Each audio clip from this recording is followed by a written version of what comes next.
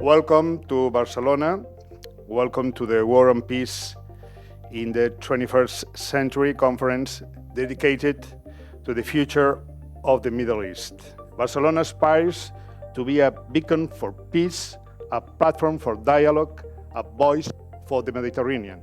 The Middle East encompasses a myriad of historical, political, and cultural dimensions that makes achieving peace and stability particularly challenging.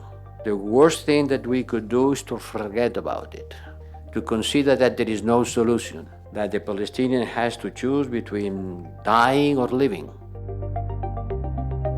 Even if Netanyahu loses the next election in Israel, the coalition that replaces him is unlikely to raise the banner of the two-state solution. Yet, I do know that there is still a chance of turning the horrific crisis in Gaza into a positive launching point for a comprehensive regional agreement. We need to stop war, let people in Gaza recover, stop the massacre in Gaza and the West Bank, and go for election. We have a roadmap, we know what to do, but we need to be given the opportunity to decide for our future. After 55 years of Assad dictatorship, the regime collapsed in 11 days. We need now to support Shara, because if we don't support him, the radical component of his movement will emerge. All conflicts are difficult. All conflicts are insurmountable until somebody puts something on the table that both sides want. The question is how much longer, how much more time we are going to waste until somebody says, we've run out of time on this.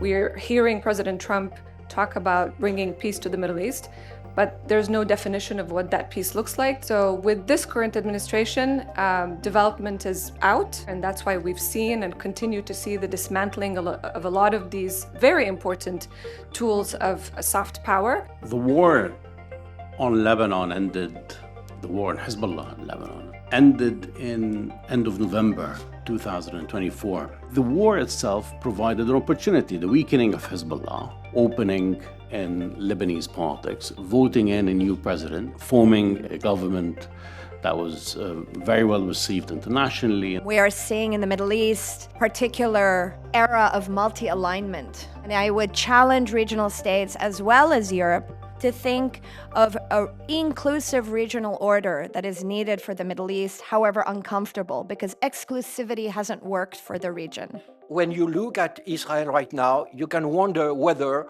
its only vision is ongoing war, ongoing bombing. Israel is going through a real political earthquake. We should trust Israeli democracy really, because it's only this way that we could get rid of Benjamin Netanyahu, who is today, I think, not the only obstacle, but certainly a major obstacle to progress.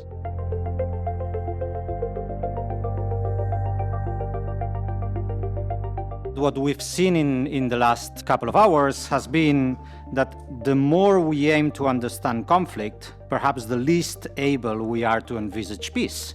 And that responds to the precisely complex nature of the conflicts we are dealing in. Peace is not an abstract concept. It is a collective construction that requires knowledge, commitment, and above all, political will.